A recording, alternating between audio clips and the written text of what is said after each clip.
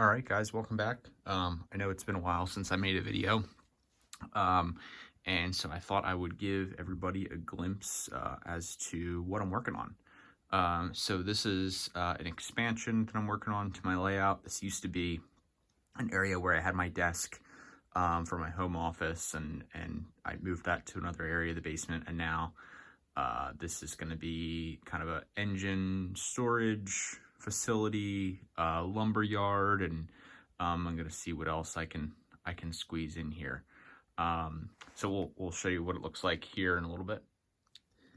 So you can see here I've got a 4-track engine facility that I've kind of worked into this. So overall, this is about it's about 4 by 8. So it worked out nicely with a sheet of plywood, but just happens to be the size of the space. So I run a lot of big steam engines, and my layout's small. I need to do a layout overview here in a little bit, but and one day I'll do a full video on that, but I'll give you a glimpse as to what it looks like today. And I just don't have storage on my layout, which is 7 by 12. For big steam engines, and I like to run them, and they're hard to take on and off the track, and every time you do that you risk damaging something, and I'd rather have on-track storage for them and just be able to pull them right out. So that was one of my goals here, was to be able to store, I was originally looking at 2, but the way this worked out, I could kind of fit 4. It's not pretty, but it'll work. And then I also here have a trestle that I'm gonna put in. Is it prototypical to have a trestle leading into an engine facility? Probably not, but that's something I've always thought was really cool and wanted to incorporate here. And actually, a lot of what's going to go into this expansion is stuff that I took off of my grandfather's layout after he passed. I was there a couple weeks ago taking apart his layout in Georgia and kind of packing up the collection that was left to me. So I wanted to incorporate as much of that stuff as possible. So this trestle is actually from his layout, and we're going to do something cool with it here, maybe a waterfall, a lake above, something like that. And all the track and switches are from his layout too. So, some of this, like the kind of 4-track facility here, I probably could have done this a little more efficiently with a Ross 4-way,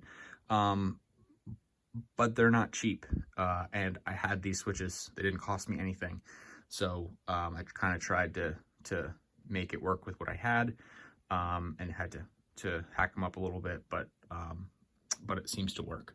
So none of the stuff's nailed down or screwed down. It's all just kind of there for spacing at this point. I'm trying to figure out what I can fit, what I can't.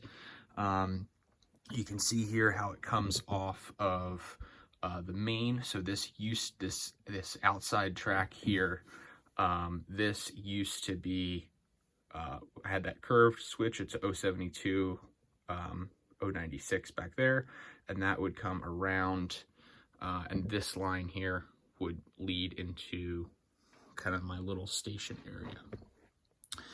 The problem, this was intended for passenger cars, but the problem is that this always ended up storing steam engines, as you can tell. So I wanted to be able to get the steam engines into an engine facility, and be able to actually use this to put some passenger cars here, and maybe some, if I have room, some kind of overflow rolling stock passenger cars back here too.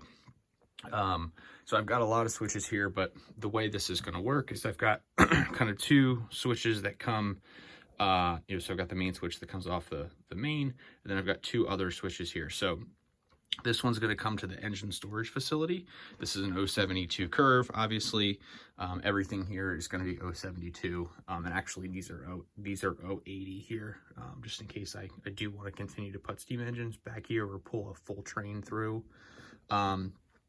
Then this switch to the right there is actually going to go back to what will be a lumber yard. I'm trying to figure out if I want to do that with 1 track, 2 tracks, 3 tracks.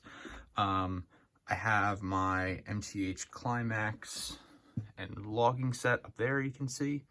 And then my grandfather had a Shay with skeleton log cars too. So I'd like to be able to fit both those sets on here. I don't know if that's going to happen or not, but he had a whole lumber logging camp. I've got a couple of the buildings out here, and I want to try to incorporate and fit some of those as well as keep the barn. So it might be a little tight. I've got to figure out what I can fit, what I can't. Probably have to make some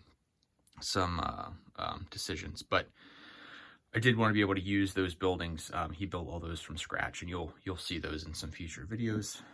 And then, so to the right is the back track is the logging track, and then this is going to be, again, to be determined if it's, 4 tracks, 3. This outside one, I'm trying to figure it out lengthwise. What I'd like to do is, if needed, be able to pull my big boy and auxiliary tender in here. So that's about 4 feet in length, or the centipede, because both of those are a pain to take on and off the track. And my Pennsylvania centipede, I end up, you can see it here on the shelf. It ends up sitting there on the shelf quite a bit, only because it's just so difficult to take on and off the track that that when it's on, I run it for a while, but when it's off, I usually leave it there. So I'd like to have at least a track that I can store one of those 2 on. And then these other 2 maybe, not sure yet what I'm gonna do. I'm kind of just thinking will be overflow for passenger cars. So I've got some 9-10 car passenger sets. So I think I can fit about 3 cars on each one of these tracks.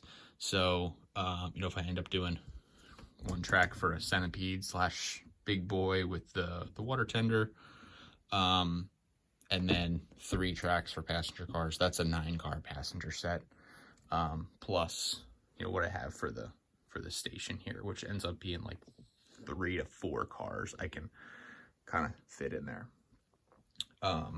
So yeah, that's the overview. I am gonna do, you can see here don't mind my mess underneath. I am gonna do some shelves. So started working on that, framed out, what that is gonna look like here, at least for the initial one. So this here is 34 inches inside width. So I'll be able to put anything in there. The big boy will fit. Both of them, I did measure it. EM1, any kind of big articulated engine, maybe minus the centipede, will fit in there. I'm gonna have shelves over here as well. So this is, I believe it's 28 inches. By the time I get shelves and everything in there, it'll probably be closer to 24, 25, something like that. So most, kind of your Pacifics and smaller steam engines will fit nicely there. And then this middle section will probably remain open for a little while. I think the last thing I'm gonna do, this may be a bit aspirational, is to put another shelf here that actually swings open and is kind of hinged. I need that storage area underneath. I'm gonna build a rolling stock cart that'll kind of pull out nicely here from this center area, and I can throw some rolling stock on, but also need the rest of it just for empty boxes and that kind of stuff. So yeah, I'll keep you guys posted on my progress. I'll kind of give you the rest of the layout's a bit of a mess, but I'll kind of give you a quick glimpse. You can see I do have quite a bit of engine storage in here, but the turntable's only 24 inches, so it's an Atlas turntable, which works great. But any kind of bigger, M1As, M1Bs, anything that's longer than 24 inches doesn't fit there. And then this curve here is 054.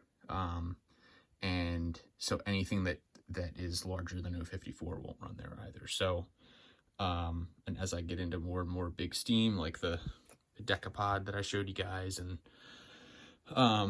things like, you can see the B&M Mountain up there. T1, UP9000, the 412-2, that kind of stuff, it just doesn't fit in this facility. So I will keep this. I like to have a lot of engines on the track, but definitely looking forward to using kind of this bigger facility with storage for those big engines right underneath. So that way I can just pick them up and put them right on the track. So, but as I said, I'll keep you guys posted. Stay tuned to the channel. I know I owe you guys a video on how I made my realistic coal loads. I need to do that, but I've been kind of preoccupied here with layout building. So for me, this is the most fun part. The bench work is not always, I can do it. It's not hard, but it's not always the most fun thing in the world. The laying track, kind of getting everything wired up, applying power, and then scenery, to me that is the most fun. The only exception there is maybe wiring switches. Wiring switches is not fun, but otherwise, this is the fun part. So stay tuned. I expect to make some more progress here in the next couple weeks, and I'll keep you guys posted. Thanks.